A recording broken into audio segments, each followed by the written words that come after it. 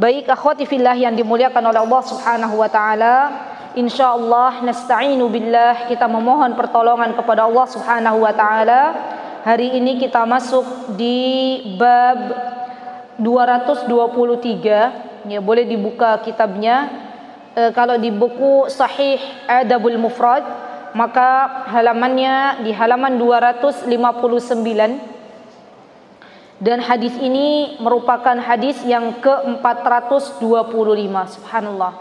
Tidak terasa ya, kita sudah masuk di bab 223. Lihat, berarti sudah ada ilmu yang Allah berikan sebanyak 223.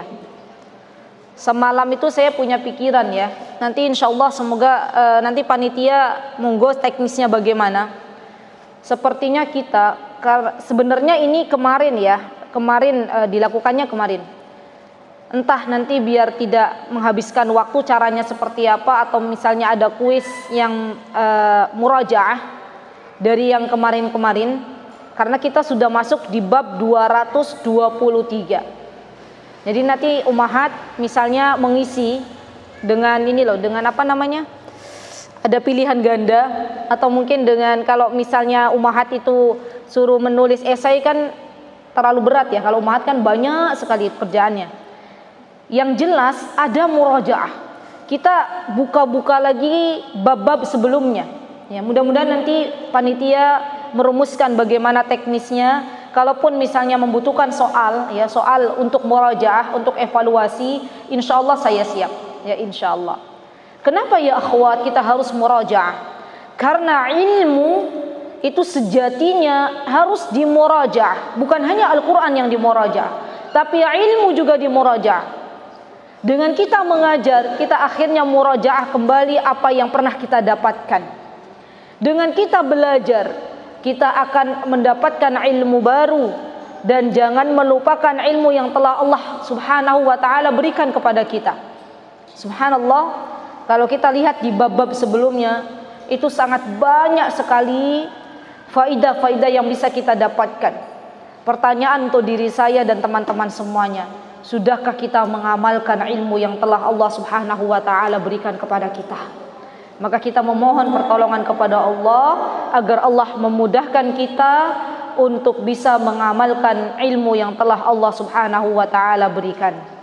Baik, kita masuk di bab di mana di sini akan kita ketahui bahwasanya akal manusia, akal hamba Allah itu terletak di hati, terletak di jantung.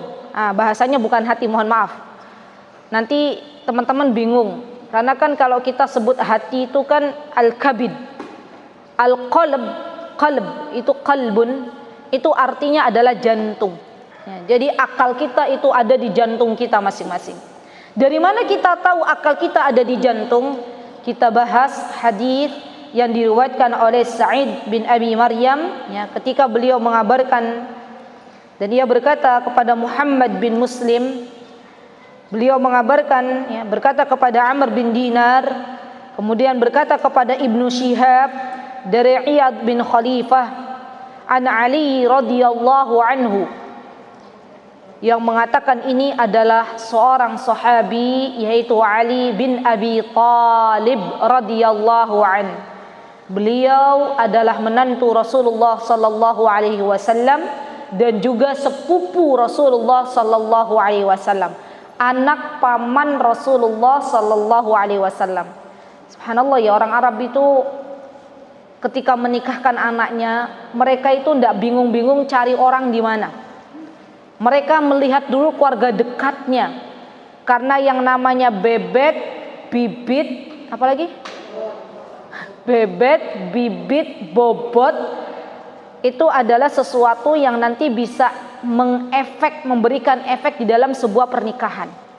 Dan Rasulullah SAW yang menyarankan ini. Perhatikan yang namanya bebet, bobot, bibit. Maka Rasulullah SAW ketika menikahkan putri kesayangannya yaitu Fatimah dengan anak pamannya, ini memperhatikan 3 hal. Dari mana bibitnya, dari mana bobotnya, atau bagaimana bobotnya dan bagaimana bebetnya. 3 hal ini diperhatikan oleh Rasulullah SAW. Apa yang dikatakan oleh Ali radhiyallahu an, dan Ali adalah seorang khalifah yang keempat ya, dari Khulafaur Rasyidin, dan beliau mengatakan annahu sami'ahu. Ketika itu Ali radhiyallahu anhu beliau mendengar ya, ketika Ali mengucapkan di mana? Mengucapkan di Siffin. Jadi Iyad bin Khalifah mendengar Ali radhiyallahu anhu beliau berkata-kata ketika beliau berada di Siffin, di peperangan yang namanya perang Siffin. Nanti teman-teman bisa belajar kembali apa itu perang Siffin ya. Perang Siffin itu adalah perang di mana dulu terjadi di zamannya Ali radhiyallahu an. Jadi perang fitnah antara kaum muslimin dengan kaum muslimin lainnya ya. Dan ini yang menyebabkan akhirnya ya, muncullah sebelum peperangan Siffin ini muncullah orang-orang yang membunuh Umar bin Khattab. Pertamanya awal mula sebelum terjadinya perang Siffin, teman-teman, itu adanya seorang yang ingin membunuh Umar bin Khattab ya. Kemudian membunuh Utsman bin Affan. Dan mereka semuanya adalah orang-orang munafik ya. Kemudian orang-orang munafik, catat baik-baik, sejarah akan terus berulang. Sejarah akan terus berulang dimanapun dan kapanpun sampai hari kiamat. Yang membedakan kejadiannya sama, tetapi tokoh dan zamannya yang berbeda. Orang-orang munafik dari zamannya Rasulullah SAW sampai hari kiamat tiba, mereka itu paling hobi yang namanya mengadu domba. Mereka itu paling hobi yang namanya berteman menusuk dari belakang. Mereka paling hobi yang namanya musuh dalam selimut.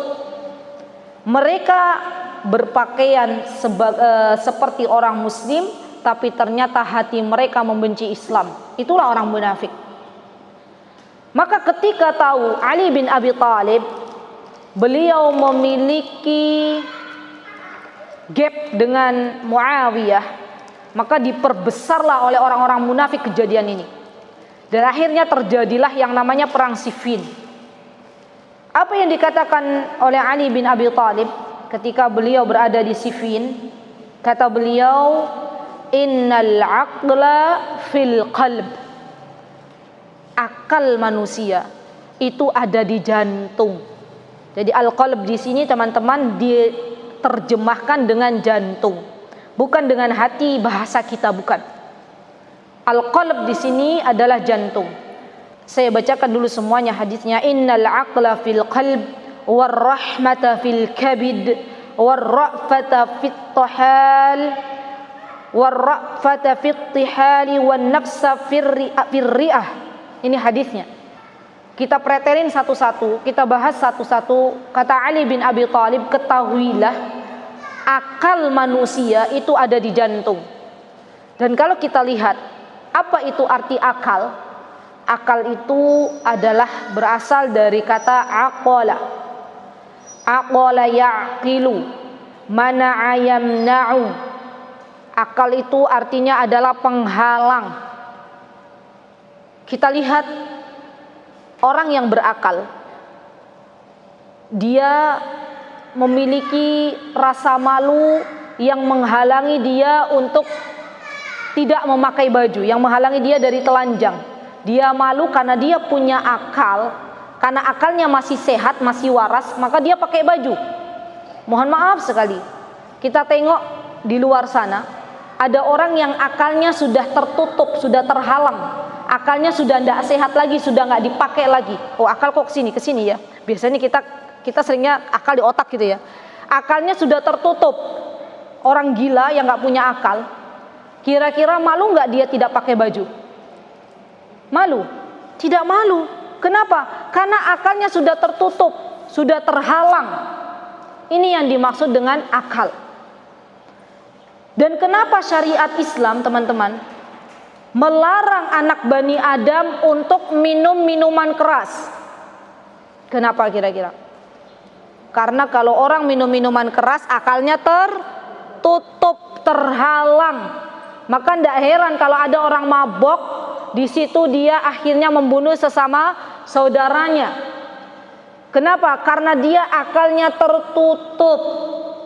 Jadi sekali lagi yang namanya akal itu letaknya di jantung. Kita pernah dengar kata Rasulullah SAW, jika jantung manusia itu baik, maka seluruh anggota tubuhnya juga akan baik.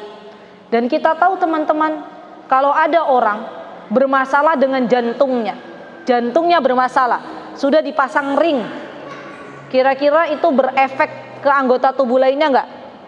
Komplikasi enggak? Iya, komplikasi. Begitu pula dengan sifat manusia.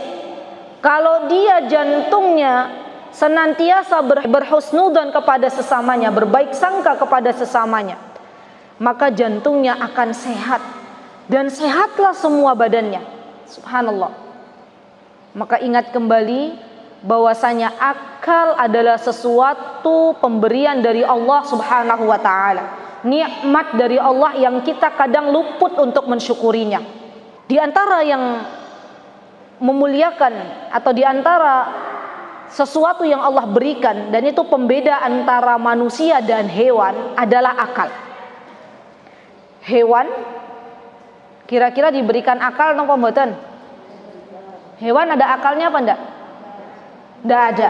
Kalau hewan dia melakukan sebuah kejahatan sesama hewan misalnya, kira-kira kita menyalahkan enggak? Enggak, karena mereka enggak punya akal. Tapi kalau manusia dia berbuat kejahatan, berbuat kedzaliman kepada sesama manusia lainnya, disalahkan apa enggak? Disalahkan karena dia punya akal. Maka akal ini adalah sesuatu yang sangat-sangat penting bagi diri manusia. Kemudian Ali bin Abi Thalib mengatakan warahmatu fil kabid. Nah, ini dia.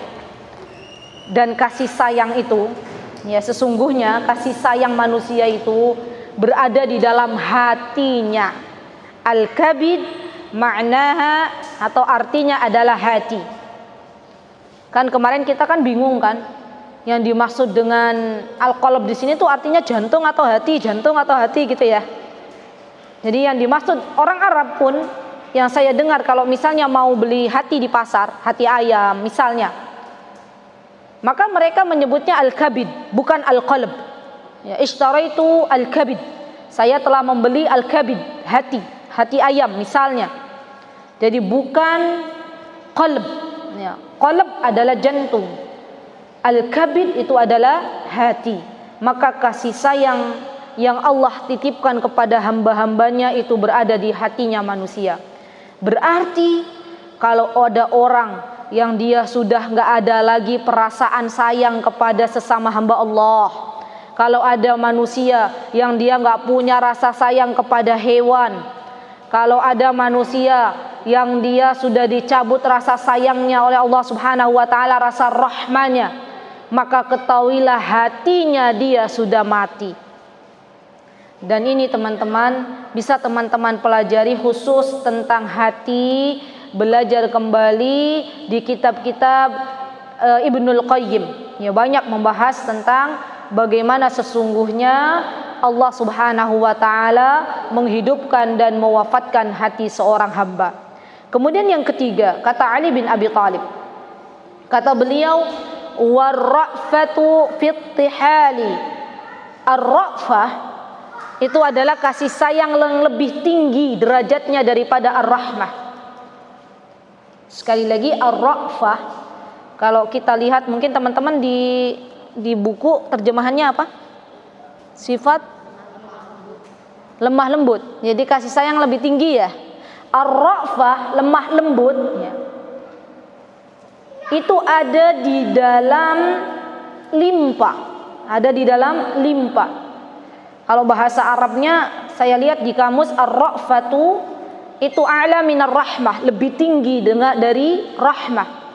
Orang kalau punya kelembutan pasti dia punya kasih sayang, ya kan? Orang punya kasih sayang belum tentu lembut. Maka kita sebagai hamba Allah diminta untuk senantiasa berlemah lembut, baik kepada kawan kita, baik kepada pasangan kita, apalagi kepada anak-anak kita. Karena kan kadang ibu tuh bisa loh lemah lembut kepada kawannya, lemah lembut kepada pasangan hidupnya, giliran ke anaknya, kira-kira selemah lembut enggak? Giliran ke anaknya, apalagi anaknya lihatnya Masya Allah supernya luar biasa, terkadang hilang kelemah lembutan seorang ibu. Maka minta wahai akhwat, minta kepada Allah, minta ya Allah berikanlah hamba kelemah lembutan, ya Allah berikanlah hamba rasa sayang. Karena yang namanya sayang, yang namanya lemah lembut, ar-ra'fah, itu semuanya adalah pemberian dari Allah Subhanahu wa ta'ala. Dan bagi teman-teman yang hari ini Allah lembutkan hatinya, Allah lembutkan ucapannya, Allah lembutkan tutur katanya, Allah lembutkan sifatnya, maka berbahagialah dan bersyukurlah kepada Allah Subhanahu wa ta'ala, karena itu adalah rizki dari Allah Subhanahu wa ta'ala. Kemudian Ali bin Abi Thalib mengatakan, kata beliau, wan nafsa firriati, dan nafas itu berasal dari paru-paru. Subhanallah, paru-paru yang sehat itu adalah rizki dari Allah Subhanahu wa ta'ala. Dengan paru-paru kita bisa bernafas.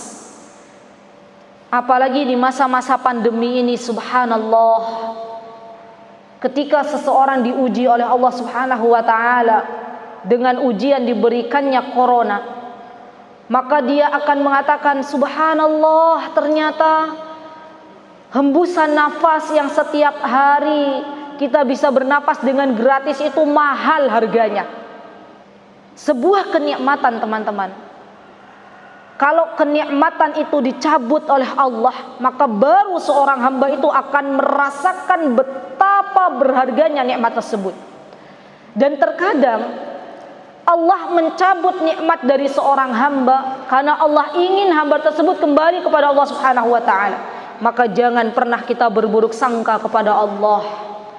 Apapun yang terjadi kepada diri kita, tetaplah memuji Allah Subhanahu wa ta'ala, tetaplah berbaik sangka kepada Allah Subhanahu wa ta'ala, karena tidaklah Allah memberikan sebuah ujian, sebuah cobaan kecuali Allah ingin kita kembali kepada Allah Subhanahu wa ta'ala. Bagi teman-teman yang diberikan ujian, ya kemarin ada yang kena corona, maka sesungguhnya kejadian tersebut seharusnya semakin mendekatkan diri kita kepada Allah Subhanahu wa ta'ala. Semakin kita bersyukur kepada Allah Subhanahu wa ta'ala, dan kita semakin menjadi hamba Allah yang memperbanyak ibadah hanya untuk mendapatkan ridha Allah Subhanahu wa ta'ala.